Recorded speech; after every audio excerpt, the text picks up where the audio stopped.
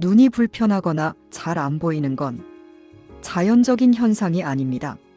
세월과 상관이 있다 해도 세월보다 훨씬 절른 건강한 몸으로 살아갈 수가 있습니다. 아침에 눈을 떴는데 평소보다 눈곱이 많이 끼어 있지는 않으신가요? 눈이 뻑뻑하고 따갑고 이유 없이 눈물이 자꾸 흐르나요? 어떤 날은 눈이 시린 것 같기도 하고 어떤 날은 눈이 무거워서 하루 종일 불편한 느낌이 들기도 합니다. 증상이 찾아오는 주기가 점점 짧아진다면, 몸에서 신호를 반복해서 보낸다면 확인을 해볼 필요가 있습니다. 눈은 우리 몸에서 가장 먼저 변화를 느끼는 기관 중 하나입니다. 그 이유는 눈이 빛을 받아들이고 초점을 맞추는 역할을 하기 위해 매우 복잡하고 예민한 구조로 이루어져 있기 때문입니다. 먼저 많은 분들이 경험하는 가장 흔한 변화, 바로 노안입니다. 노안은 단순히 가까운 글씨가 잘 안 보이는 것이 아닙니다. 눈 안에는 수정체라고 불리는 렌즈 같은 구조가 있습니다. 그리고 초점을 맞추기 위해 이 수정체의 두께를 조절하는 모양체근이라는 작은 근육이 있습니다. 우리 눈은 이 근육이 수축하고 이완하면서 수정체를 부드럽게 변화시켜 초점을 맞춥니다. 하지만 세월이 흐르면서 수정체 자체가 점점 굳어지고 탄력을 잃어버립니다. 또한 모양체근의 기능도 조금씩 떨어지면서 이 초점 조절 능력이 감소합니다.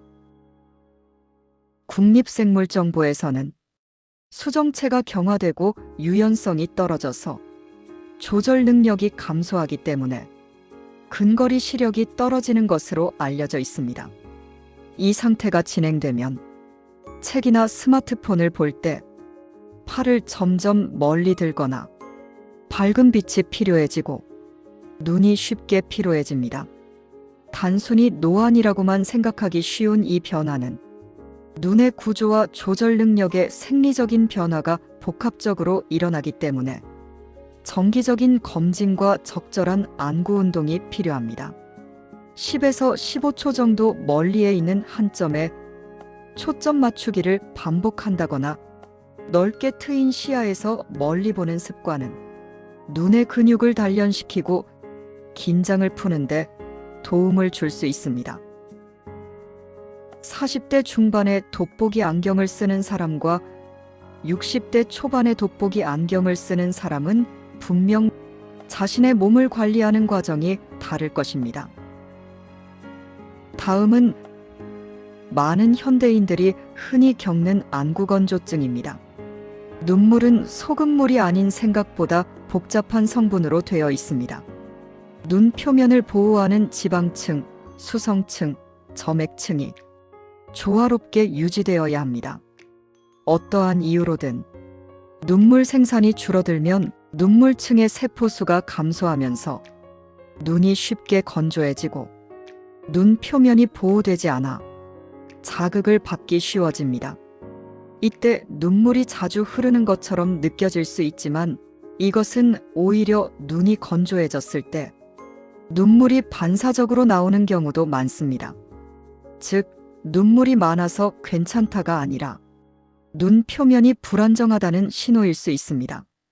또한 눈이 가렵다고 비비는 행동은 특별히 조심해야 하는데 눈 표면을 보호하는 얇은 세포층을 손상시키고 각막에 미세한 상처를 남겨 오히려 더 큰 가려움과 염증으로 이어질 수 있습니다. 요즘 같은 스마트 시대에 사는 현대인들은 주로 TV, 컴퓨터나 핸드폰으로 시간을 많이 보내게 되는데 이때 모니터에 집중하기 위해서는 눈의 깜빡 임수가 줄어들 수밖에 없습니다. 이는 안구를 메마르게 하고 건조한 안구를 공기 중의 먼지나 세균 등에 노출시키는 시간을 길어지게 만드는데 모니터 화면에서 나오는 전자파보다 더 좋지 않은 영향을 줄 수 있습니다. 장시간 모니터에 집중했다면 의식적으로 눈을 깜빡이거나 잠시 눈을 감고 있는 습관이 필요합니다. 다음으로 백내장에 대해 말씀드리겠습니다. 백내장은 눈 속의 수정체가 점점 흐려지는 질환입니다.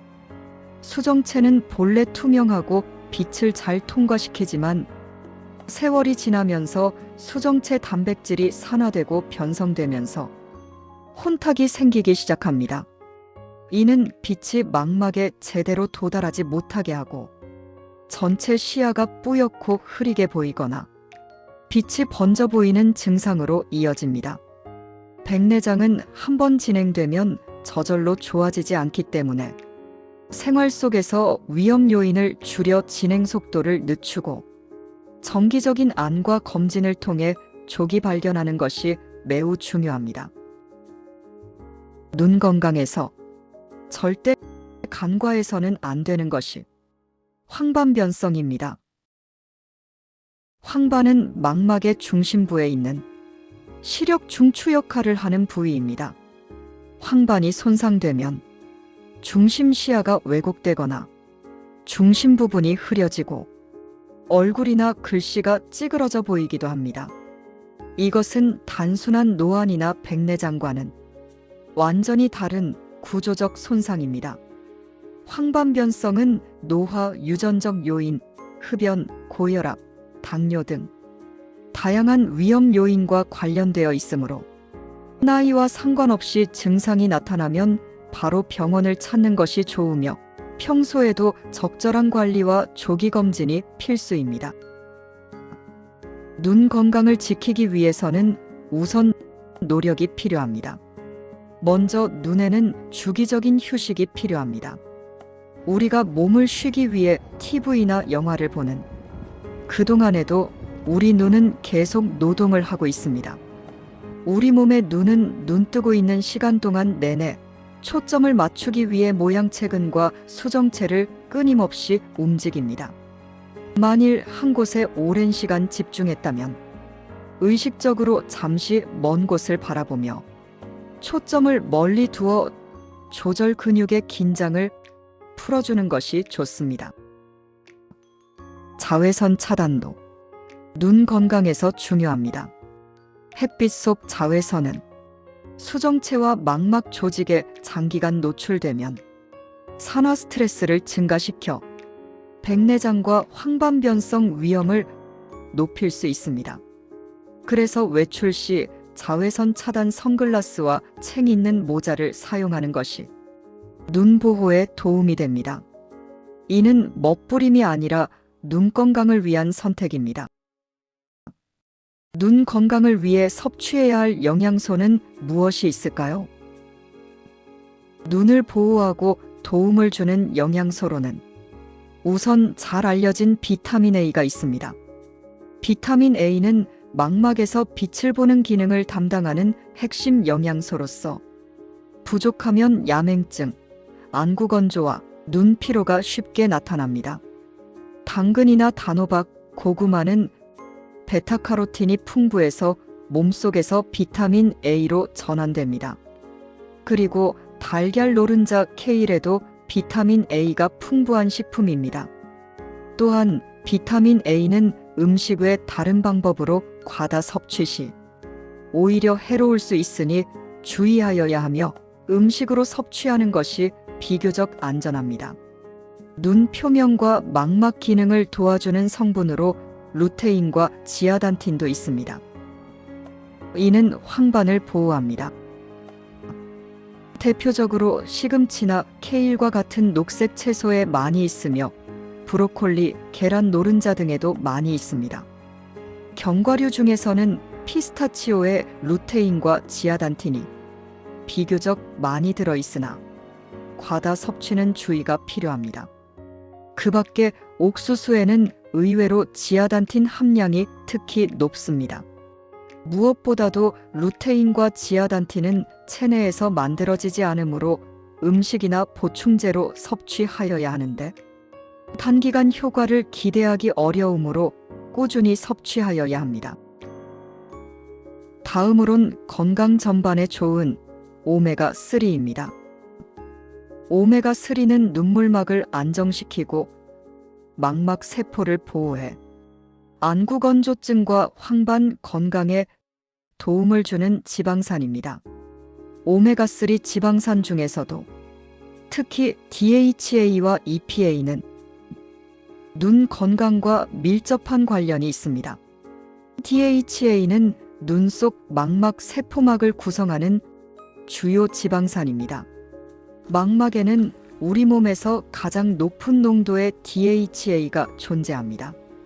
이 DHA는 빛 자극을 전기 신호로 바꾸는 과정에서 시각 정보 전달에 중요한 역할을 합니다. 세월이 흐름에 따라 DHA 수치가 감소하면 망막 기능이 저하될 수 있습니다. EPA는 눈 표면과 눈물샘 주변에 염증 반응을 조절하는 데 도움을 줍니다. 이렇듯 오메가3는 눈 건강을 위해서도 꼭 필요한 영양소인데요. 꽁치, 고등어, 연어, 정어리, 청어 이런 등푸른 생선에는 DHA와 EPA가 풍부하게 들어 있습니다. 식품으로 섭취가 어려운 경우 보충제를 고려할 수 있지만 고용량 장기 복용은 전문의 상담 후 결정하는 것이 안전합니다. 눈 영양제는 단기간 기적을 만드는 약은 아니지만 눈 조직을 보호하고 노화 과정을 늦추는데 보조 역할을 할 수 있습니다. 무엇보다 중요한 것은 정기적인 안과 검진입니다. 증상이 없더라도 1년에 한 번은 눈 상태를 확인하는 것이 눈 건강을 오래 지키는 가장 기본적인 습관입니다. 눈은 가만히 있어도 많은 신호를 보냅니다.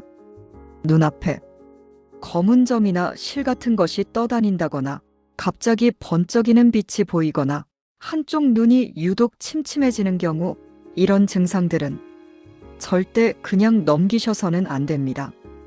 눈은 한번 나빠지면 되돌리기 어렵습니다. 하지만 지금부터 관리하면 지금 상태를 더 오래 유지할 수는 있습니다.